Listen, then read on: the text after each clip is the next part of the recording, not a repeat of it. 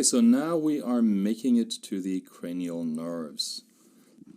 We're going to first start off with an overview, a very simple, basic overview, or at least as basic as it's possible, with the cranial nerves for the human, and then we are going to delve a little bit deeper into each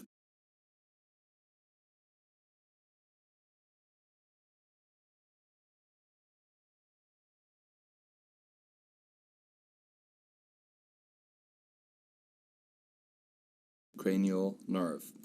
First of all, there are 12 pairs of cranial nerves, and they're all going to be numbered from 1 to 12 from rostral, so from the nose end, to caudal back here. The reason why they're called cranial nerves is because they do emerge through either foramina or fissures in the cranium. The names they have, you probably guessed it, they reflect their general distribution or function.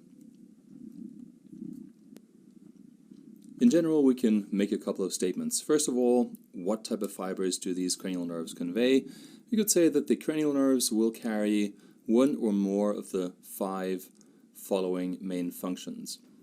That will be motor efferent fibers. Okay, so motor fibers that are leading away from the brain, of course, to effector organs. That includes motor fibers to voluntary, so striated muscles. This is considered somatic motor. Second, motor fibers that are involved in innervating involuntary, so smooth muscles or glands, which is visceral motor. Then there are sensory fibers, or afferent fibers. Those are fibers that are leading from the body back to the brain. This would be fibers transmitting general sensation, like, for instance, touch, if you're feeling something, if you step on a nail or something in the worst case, any kind of general sensation that reaches your conscious level. Then there are fibers that will convey sensation from the viscera, that is, sensation from the organs. Yeah, if you have a stomach that hurts, or if you have pain from the gallbladder, that is your viscera. That is also conveyed by fibers that are going via cranial nerves. And then last but not least, there are also going to be fibers that transmit very unique special sensations. This is why these are called special sensory fibers, that will include taste and smell, also hearing, balance, all sorts of things. The fibers of our cranial nerves will connect centrally to certain cranial nerve nuclei, which are groups of neurons in which there are sensory or afferent fibers that terminate and from which motor or efferent fibers will originate. In order, the cranial nerves are named olfactory nerve, cranial nerve number 1. Cranial nerve number 2 is the optic nerve. Cranial nerve number 3, oculomotor. 4, trochlear. 5, trigeminal nerve. It's also called the trigeminal ganglion. As you can see, it actually has a ganglion here. Number 6, the abducens nerve. 7, the facial nerve.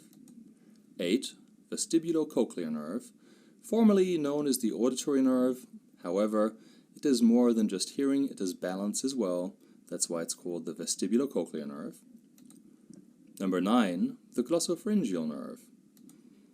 Number 10, the vagus nerve, also called the wanderer, as it is the longest nerve in the body. Number 11 is the accessory nerve. And number 12, the hypoglossal nerve.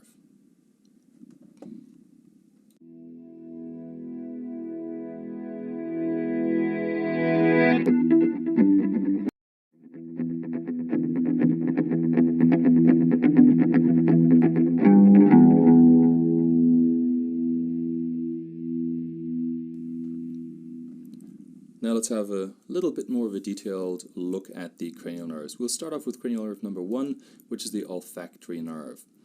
We can see here that this little part is called the olfactory bulb. It will sit in the cribriform plate, where actually the olfactory neurons extend their little axons through the holes in the cribriform plate. It's like a sieve, and they reach the olfactory mucosa, where then they can detect odorants. Okay, so it's a special sensory nerve for the sense of olfaction, smell. Right next to it here is the crista galli. Then we have the olfactory tract, which is leading backwards or is afferent towards the brain. And here is, here we can see a little bit of the cribriform plate and parts of the olfactory nerve axons passing through these little holes in the cribriform plate. If we were to magnify this and have a close-up view of the olfactory mucosa, we would be able to see that the olfactory receptor neurons are actually bipolar cells. So their dendrites will show kind of bulbous expansions with pretty fine cilia, and the cilia are then bathed in a layer of mucus, which is secreted by the olfactory glands in the mucosa. To be able to smell, we actually have to be able to dissolve odorants, so those are these smelly molecules, in a fluid layer which is in the olfactory mucosa.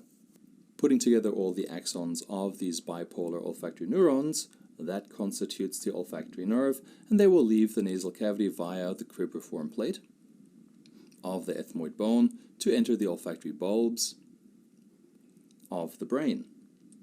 The synapses will then occur with cells which are called mitral cells in the olfactory bulb, and the axons of these mitral cells will then constitute the olfactory tract. As you can see here, it is going towards the brain.